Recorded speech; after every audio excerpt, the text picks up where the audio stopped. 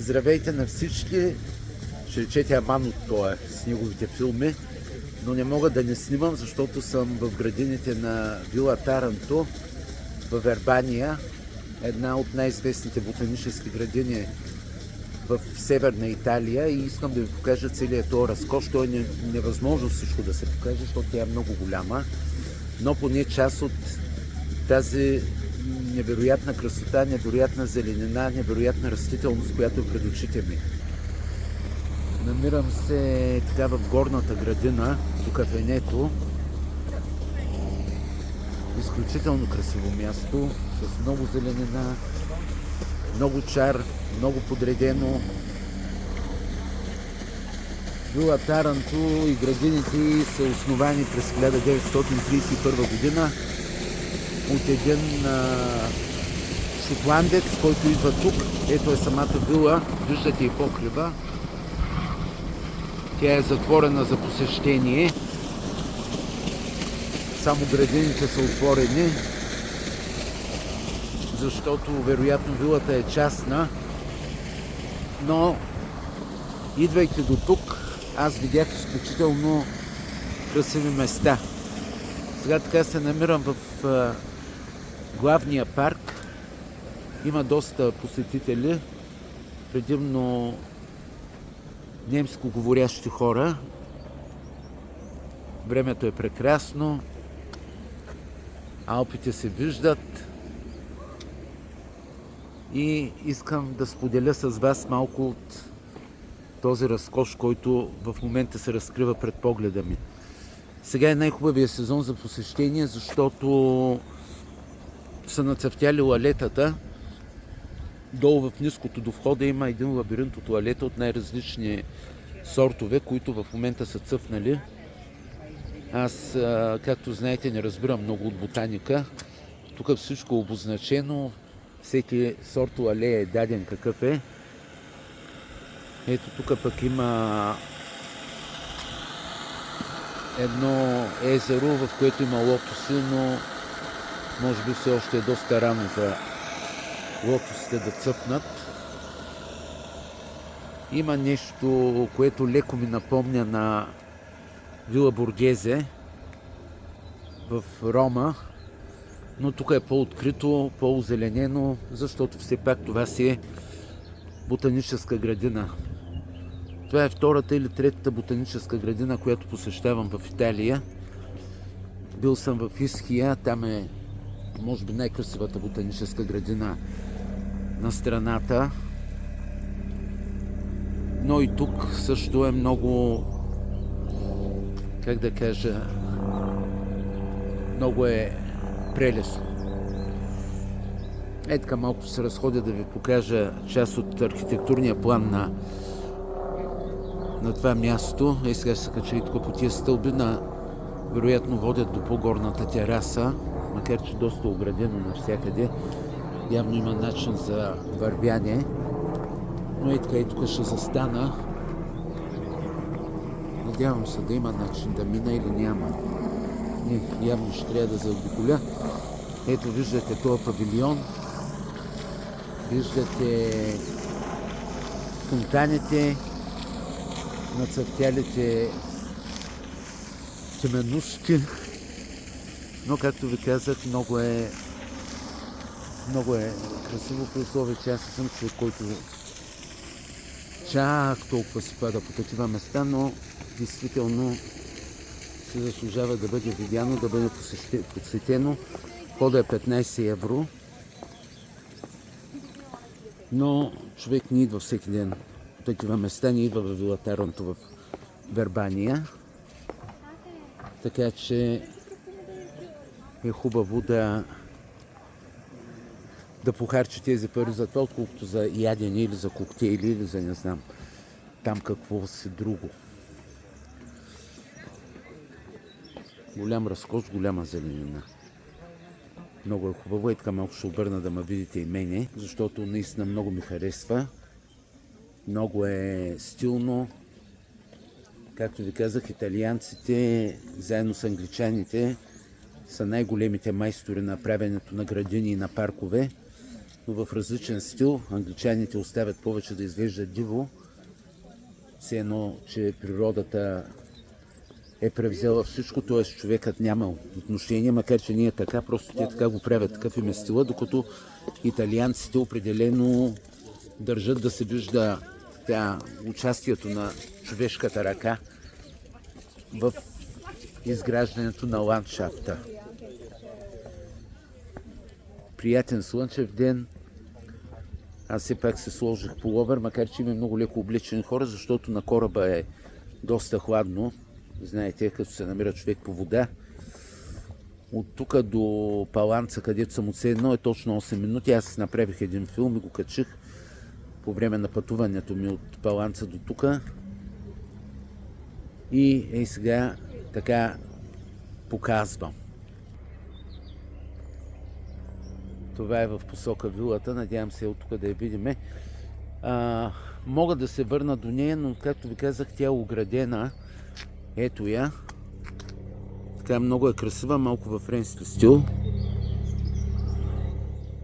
Явно, че е частна и затова няма достъп до нея.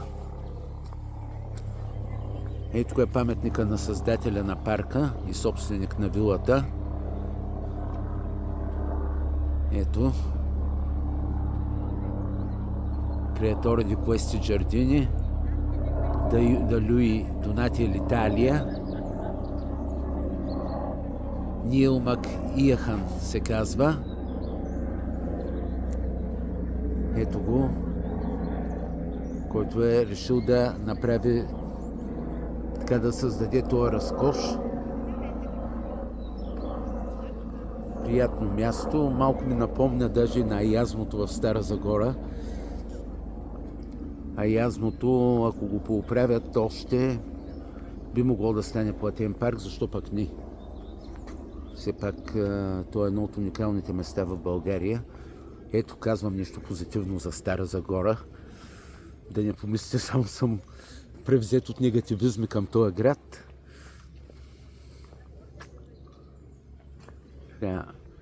Вървя така към по-високото. И искам още така да покажа колко е хубаво. Тя е терасовидна, както повечето така обекти тук по Лаго Маджоре. Всичко е на тераси направено на по-така различни и високи нива и именно това създава така, това усещане за красота и за естетика. Ето тук не смея да кажа какво е, може би са вид туалета, защото ви казах, че тук има най-различни сортове в момента на цъфтели, всякакви туалета, всякакви цветове. Видях сортове, които никога през живота си друг път не съм ги така виждал. Ето една, ако не се лъжа, не е магнолия. Прунус пише. Не знам, то от розаце, пак от розите. Сега ще минем и тук насам към беседката, за да видим градините от така, част от градините, още от по-високо.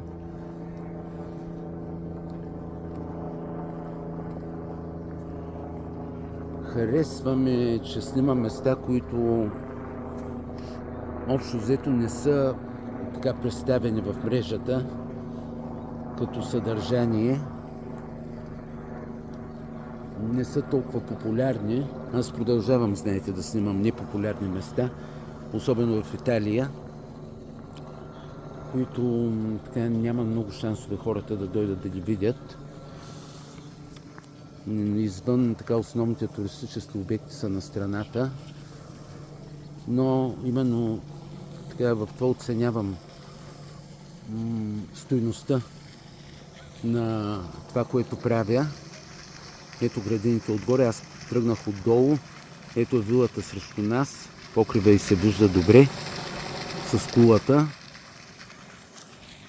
но аз бавно вървя в другата посока, защото полека-лека влязох преди около час. Аз искам да се насоча към пристанището и може би да хвана за някъде другаде, да ида още някъде, да хвана един влак. Говорещо руки едно батело, една лодка. Само да изчакам тези хора да се направят селфита. Грация. Ето тук се виждат различните върхове. Ето там е Швейцария, където виждате високото. Тук срещу нас е точно все още Италия. А тук също високите върхове са Швейцария. Това са общо взето върхове около над 4000 метра, особено ето тук. Това, което се вижда, Тешхон. Ето го, това е 4491 метра. Знаете, Алпите винаги покрити с сняг. Винаги с вечния си сняг, с вечния си лед, 4000-ници и в подножието им вила Таранто. Ето сега се вижда доста по-добре вилата самата. Но аз съм ви казал, в Италия, когато се каже вила, обикновено имат предвид парк и този парк е възникнал около някоя красива сграда, която е вила всъщност. Така че не очаквайте, когато идете в някакво място, което се казва вила, просто да видите само една сграда или лятна къща. Например, вила комунале означава градски парк или градска градина. Тоест, вие ще видите и градини около така дадена историческа или естетическа сграда. Ето тук се вижда Вербани и Паланца и Интра. По-скоро аз съм в Паланца, от другата страна на този малък полуостров. И общо взето съм в най-високата част на градината. Не е трудно за вървяне, защото има много стълби, които са полегати, не са така да има много катерене. Пак ще обърна малко. Ей така, и аз се порадвам, и вие да ми се порадвате. Слънцето е доста силно, макар че не е чак толкова горещо, може би в момента около 24-25 градуса, но дълно главата ми не изгори. Нямам шапка. Все пак началото на април все още не е още за шапки. Имам тъмни очила, но не ги слагам, защото са без диоптер и се има страх, че се спъна и ще падна. Просто човек се чувства несигурен.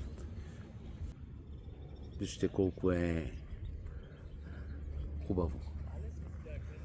Ето е картата. Аз съм точно в средата. Ето на това място на вилата. И постепенно се отправям към нейния изход.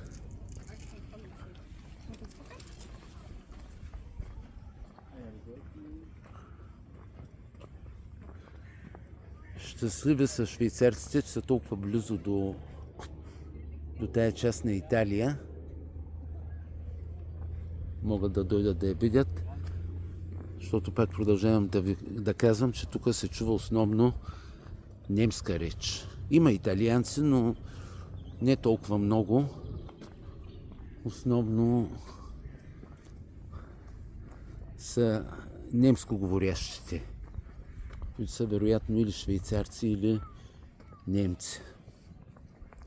Всички растения са обозначени, т.е.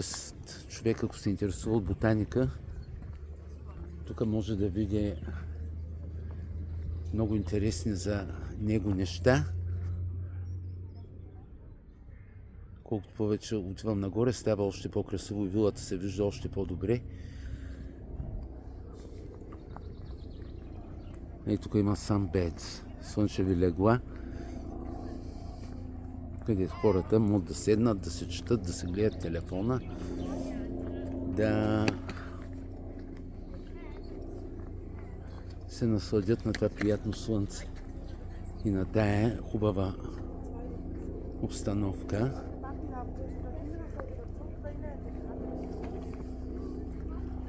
Аз се насочвам насам да видим какво има.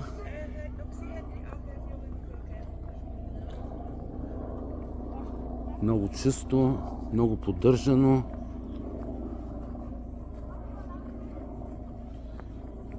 Така е едно от известните места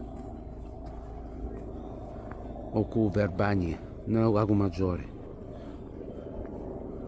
Езерото се пада от другата страна, т.е. се пада в дясно от мене. Там е и Имбаркадерото, т.е. откъдето се хваща корабчето. И аз след малко ще ида там, за да реша как да продължа от тук нататък деня си.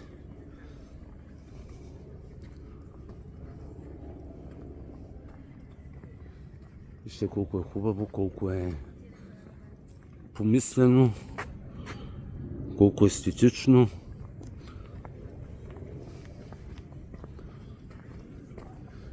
Навсякъде са направили места за отдих, за сядане.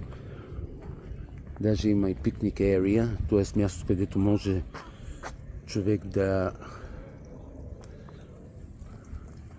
седне, да си донесе храна, но само на определени места. Вижте, няма един боклук, няма никъде нищо хвърлено. То вероятно и подлежи на глоба. Трябва да се пази много чисто. Така, аз тръгвам сега, надявам се надолу, постепенно към изхода. След целият този разкош, след тая експлозия на цветя, на цветове и на растителност. И постепенно, ето чувам най-сетне италианска реч, и постепенно аз ще стигна до изхода на вилата. Но ето тук пред мен се очертава и така разкрива нещо много красиво, защото езерото е пред мене. Само да намеря място да ви го покажа. Виждам Лаго Маджоре от високото. Ето и Интра с църквата, с купола. Красив сезон е пролетта. Наистина, защото просто пред човек се разкриват този стремеж на природата за възраждане, за връщане към новото, за новото начало. Труден сезон е, знаете, но за сметка на това е много красив. И сега само да намеря място, откъдето мога по-добре да ви покажа Лаго Маджоре.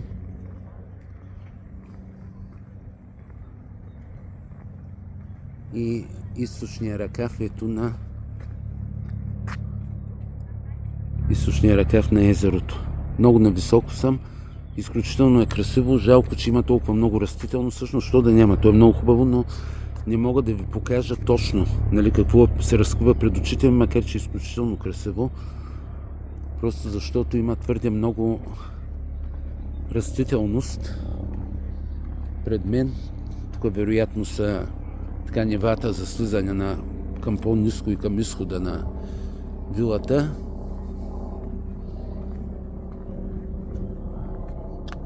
Още лалета.